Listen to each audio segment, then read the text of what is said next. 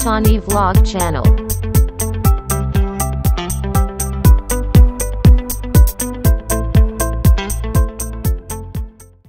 Saudara-saudari yang terkasih, secara biologis natural, seorang anak itu pasti punya hubungan yang lebih dekat dengan ibunya.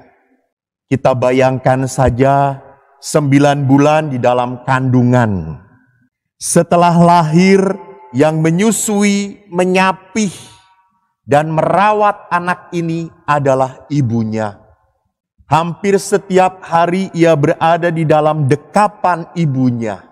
Maka tidak aneh kalau seorang ibu itu punya intuisi yang kuat dengan anak-anaknya.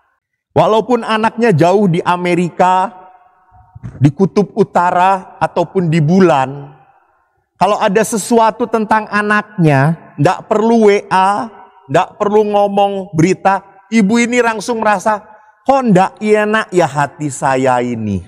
Kok tiba-tiba saya teringat ya. Dan waktu ditelepon, betul, Mah sedang punya masalah.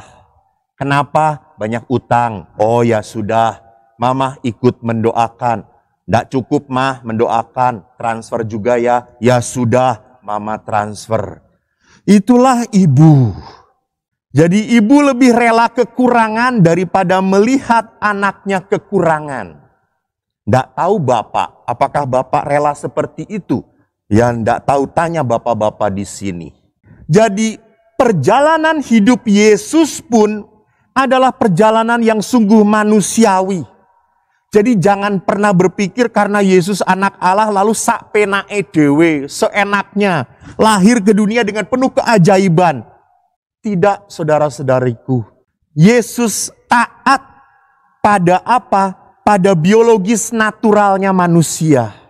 Maka saya jamin hubungan Maria dengan Yesus kuat sekali. Saya tidak akan membahas bagaimana taatan Yesus kepada Maria. Jangan membahas itu. Karena kita harus melihat sosok Yesus adalah Mesias, Putra Allah. Maka kita harus melihat bagaimana hubungan Maria dengan Yesus.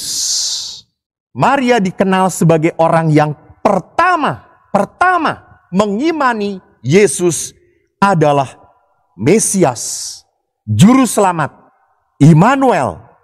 Ini iman Bunda Maria. Namun kita harus mengerti bagaimana perjalanan iman seorang Bunda Maria menapaki perjalanan hidup anaknya. Kita lihat Maria tadi beda reaksinya dengan para gembala. Para gembala pada saat mendapatkan kabar gembira, mereka langsung teriak-teriak, sukacita. Benar-benar banget. Apa yang dikatakan oleh malaikat itu benar, tahu nggak? Itu. Tapi apa yang dikatakan tentang Bunda Maria di ayat 19, Maria menyimpan segala perkara itu di dalam hati dan merenungkannya. Di dalam bab yang sama di ayat 51, kalimat itu kembali diungkapkan oleh Lukas. Ibunya menyimpan semua perkara itu di dalam hatinya. Maka di dalam penginjil Lukas sampai dengan kisah para rasul, karena konon penginjil Lukas pun menulis kisah para rasul, diperlihatkan perjalanan Bunda Maria berhubungan dengan Yesus. Maka di dalam Injil Lukas 8 ayat 19 sampai 21, waktu dikatakan kepada Yesus, Yesus, sanak saudaramu, mamamu mencari engkau. Apa kata Yesus? Siapakah saudaraku? Mereka yang telah mendengarkan firman Allah dan melakukannya. Jadi Yesus bukan menolak Maria. Yesus justru mau menggarisbawahi Maria itu seperti apa. Maria itu adalah seorang anak manusia yang mendengarkan firman Allah dan melakukannya. Bahkan sekali lagi dalam Injil Lukas 11 dikatakan seorang ibu berteriak, berbahagialah seorang wanita yang telah melahirkan dan menyusui engkau. Apa kata Yesus? Justru Yesus berkata, berbahagialah ya mereka yang mendengarkan firman Allah dan memeliharanya. Sekali lagi Yesus menggarisbawahi, ini Bunda Maria.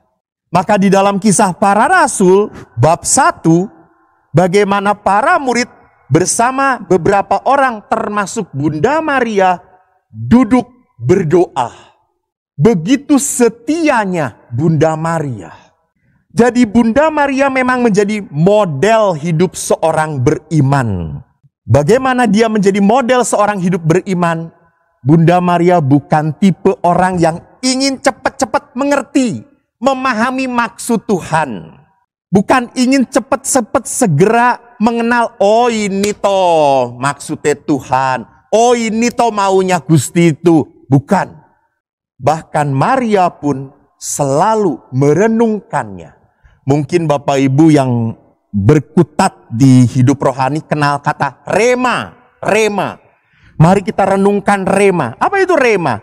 Rema itu peristiwa yang dikontekskan dengan firman Allah. Itu rema. Dan Maria sungguh merenungkan rema. Peristiwa di mana dia dikunjungi Gabriel. Gabriel mengatakan apa yang dikatakan Tuhan. Elizabeth berteriak, siapakah aku sampai ibu Tuhanku? Dan ini firman Allah dan peristiwa yang selalu menjadi sebuah pergumulan dalam hati Bunda Maria.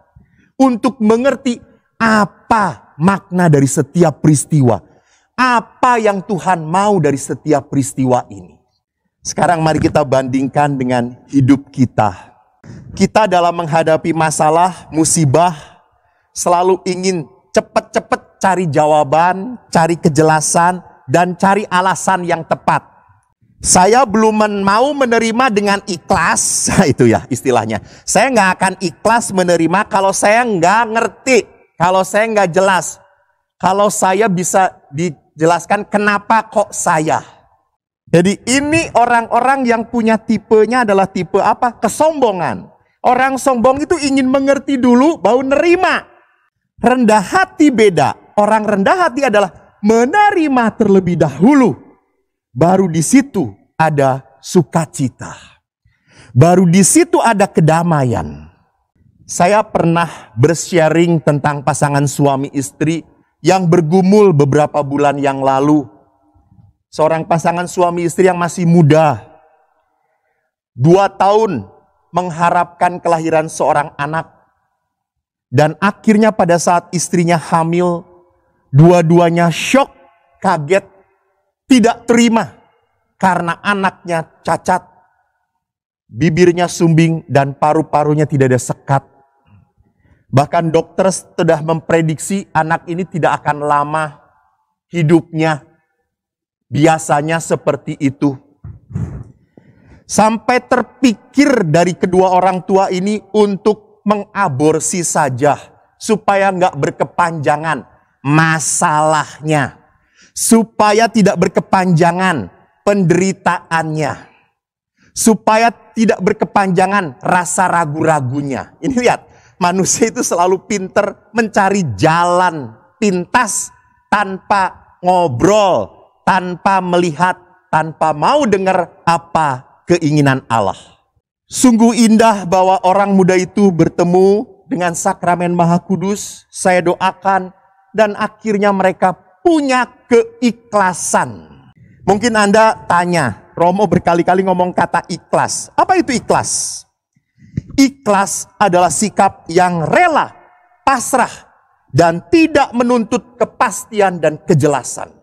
Jadi ikhlas itu adalah sikap seorang beriman yang dilandasi oleh percaya. Nah, itu. Jadi bukan dilandasi oleh apa? Oleh keraguan. Ya wes ikhlas, ora iso apa-apa neh kok. Itu bukan ikhlas itu namanya. Itu namanya orang yang tidak ikhlas itu. Tidak tulus hati. Jadi orang ikhlas itu bukan berarti ya sudah karena kita tidak bisa apa-apa lagi. No. You still can do. You just believe. Jadi ikhlas itu kerelaan hati didasarkan pada sebuah kepercayaan. Sehingga pada orang muda tadi yang saya ceritakan setelah ikhlas mereka akhirnya berkata, Romo kami terima berkat Tuhan. Walaupun anak yang dikandung oleh istri saya tidak seperti yang kami harapkan, saya terima ini berkat dari Tuhan. Dan syukur pada Allah, akhirnya anak itu lahir ke dunia. Namun rupanya Tuhan lebih mencintai anak ini. Dan tidak berapa lama, hanya kalau tidak bersalah hitungan hari, anak ini pun meninggal, dipanggil oleh Tuhan. Mungkin Anda boleh berkata, sama ujung-ujungnya mati kok nggak dicepetin. Nah ini bedanya antara kampret dengan orang beriman. Kampret itu selalu ingin cepat, ingin selesai. Tapi jangan pernah lupa kalau Anda memang akhirnya meninggal, betul. Tetapi kalau Anda mendahului apa yang direncanakan Tuhan, Anda tidak akan pernah damai. Anda akan dikejar oleh dosa, Anda akan dikejar oleh rasa salah.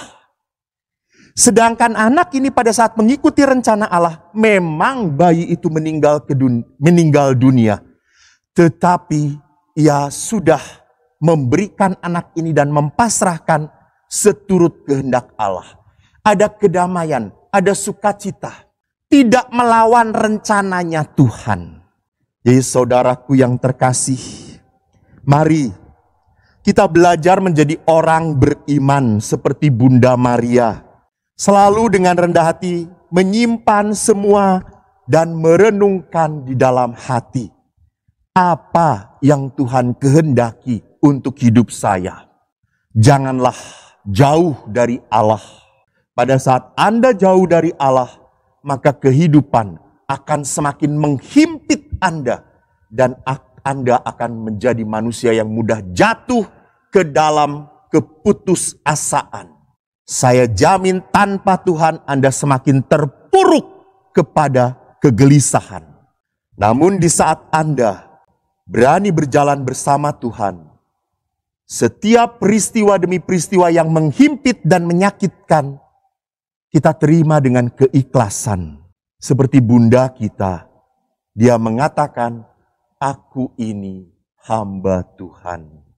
Mari kita menjadi hamba-hamba Allah yang setia berkat doa bunda kita, Maria. Antoni Vlog Channel.